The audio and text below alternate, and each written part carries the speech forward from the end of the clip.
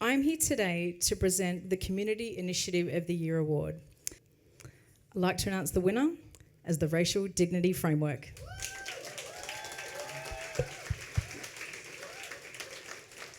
Coming forward, here we come.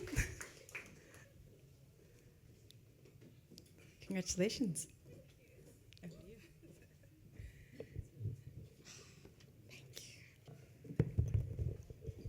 Thank you so much. I feel very blessed to be here tonight. Thank you, Sarah, for making space for all of us. Um, there's nothing like being recognized by your own tribe. So I just want to say thank you so much. For those of you who are Christians, you know that Jesus lamented about the prophet never being recognized in his own town. But we say that in this particular case, we are very, very happy to be recognized by my own tribe. I developed the Racial Dignity Framework because I was tired of asking people to give us a seat at the table. And even when we were given a seat at the table, we recognized that the table was very flawed. And after a while, I just didn't want to sit there because we realized that the table was just made with none of us in mind.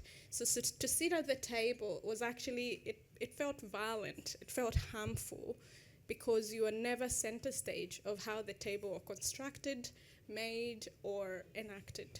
So we just thought we'll just build our own tables with everybody in mind.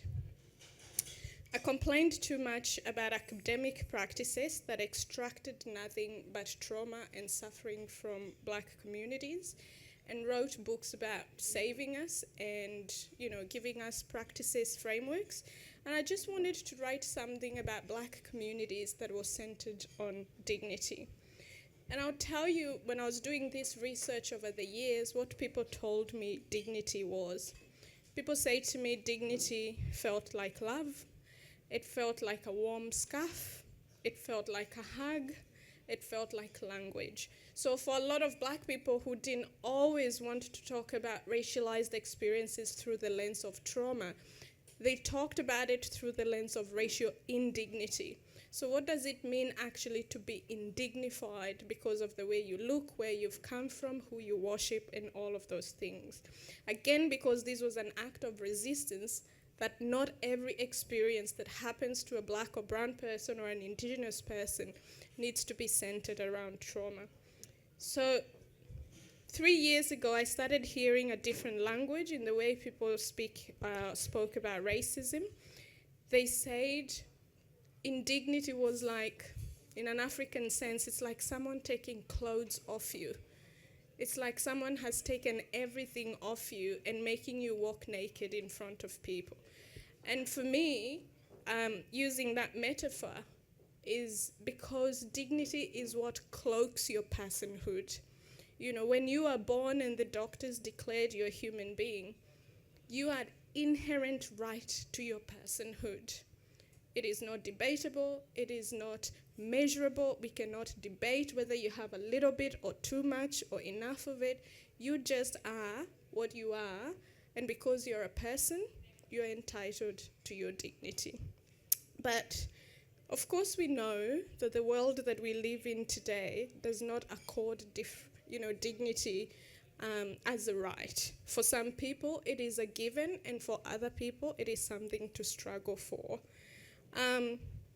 And so people talked about the experience of dignity, racism as an assault on dignity, your very personhood, who you are as a person. And there's a reason why when you listen to a lot of people who've been humiliated or oppressed or trampled, they say they can take everything except my dignity. What does that mean?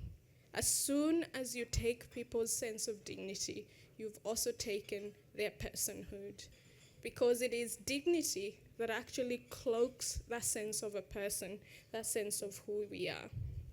So the Racial Dignity Framework puts dignity at the center of conversations about race. In Australia, we love talking a lot about belonging and inclusion, but we never talk about dignity. Who wants to belong in a space where there is constant indignity? Who wants to be included on a table where you're told that to be afforded dignity, you have to be indignified. Nobody wants to be included or to belong in those spaces. So we can't talk about belonging or inclusion if we cannot put dignity at the center of it. So the framework, first and foremost, talks about the principles of humanization, the principles of care, the principles of respect, the principles of freedom, the principles of agency and choice and respect. And you can go and have a look at all of that on my website if you're curious.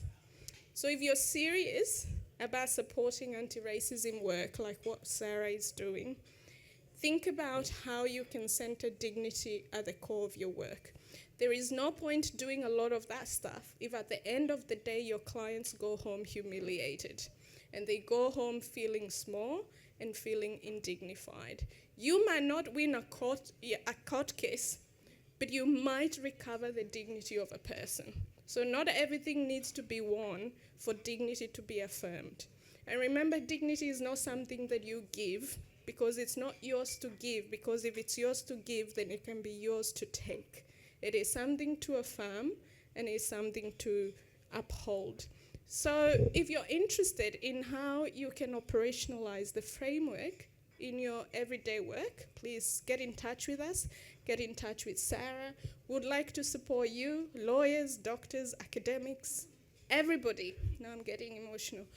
Everybody who would like to restore the dignity of our people in the way we teach, in the way we research, in the way we represent our clients, and to restore that dignity at the center of our work. Thank you so much for what you've done.